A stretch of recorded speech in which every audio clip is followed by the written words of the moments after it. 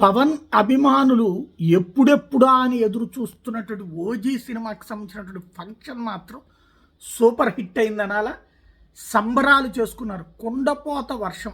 అసలు ఇప్పుడు ఏ కార్యక్రమం నిర్వహించాలన్నా సరే సమస్య. ఇటు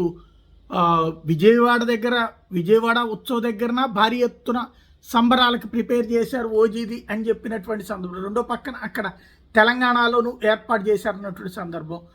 రెండు వైపులా కూడా హడావిడి. ఇదే సందర్భంలో టిక్కెట్ని 1,00,000కి 1,50,000కి తొలి టిక్కెట్ని వేలాలు వేసి మరీ కొంటున్నటువంటి అభిమానుల యొక్క సందడి.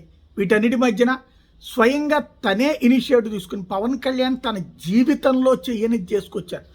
సినిమాలో తను వాడినటువంటి డ్రెస్నే వేసుకుని స్టేజ్ ఎక్కటం, అట్లాగే సినిమాలో తరహాలో కత్తిని పట్టుకుని తిరగటం, అందులో ఉన్నటువంటి ఆ ఓజీ పాత్రలో కత్తిని పట్టుకుని తిరిగినటువంటి తరహాలోనే తిరగటం.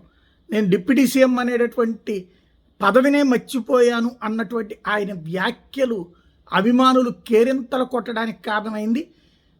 ఓవరాల్గా సమస్యలు వచ్చినప్పుడు ఎలాగ డీల్ చేయాలో పవన్ కళ్యాణ్ ఆ వేదిక మీద నుంచి చూపించారు. కుండపోత వర్షంతో కలవరపడుతూ కంగారు పడుతున్నటువంటి టీంకి ఆ ఇబ్బంది లేకుండా తనే అది లీడ్ చేస్తూ సాగించారు. ఓ పక్కన ఆ సినిమాలో ఉన్నటువంటి డైలాగ్స్ని మ్యూజిక్ బ్యాక్గ్రౌండ్ వేయించుకుని తనే మాట్లాడటం, 2-3 సార్లు అక్కడ వాళ్ళు మిస్ అయినా సరే ఇబ్బంది లేకుండా తనే లీడ్ తీసుకుని చేయటం లాంటి వాటితో పాటుగా ఏదైతే తను ఉపన్యాసంలో కీలకమైనటువంటిది, ఇది జగన్ని ఉద్దేశించి పవన్ కళ్యాణ్ పదే మాట్లాడేటటువంటి డైలాగులు ఉన్నాయి. క్రిందసారి ఎన్నికలకు ముందు తొక్కి పడేస్తాం, మా సంగతి ఏంటో తెలియదు అన్నటువంటిది, ఎవడరా మనల్ని ఆపేది లాంటి ఆ తరహావి ఇప్పుడు జపనీస్ భాషలో విలన్ మీద పెట్టినట్టున్నారు ఆ డైలాగ్స్. అవి మాట్లాడుతున్నప్పుడు మరింత కేరింతలు కొట్టారు అభిమానులు. సీఎం అని మర్చిపోయాను నేను ఈ రోజున.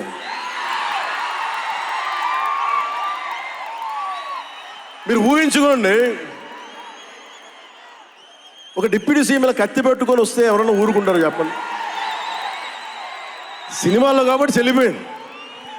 కానీ ఇది మన ఖుషీలో ఈ కటానాని నేను ప్రాక్టీస్ చేసిన కటానా ఫీల్ చూసి నాకు ఇది కావాలి, ఎలా చేద్దాం, దీని చుట్టూ ఒక చక్కటి కథ అల్లి సినిమాని మీకు రంజింపజేసేలా యాక్షన్ కట్ కానీ స్టైలైజింగ్ కానీ చాలా బాగా చేశారు. అది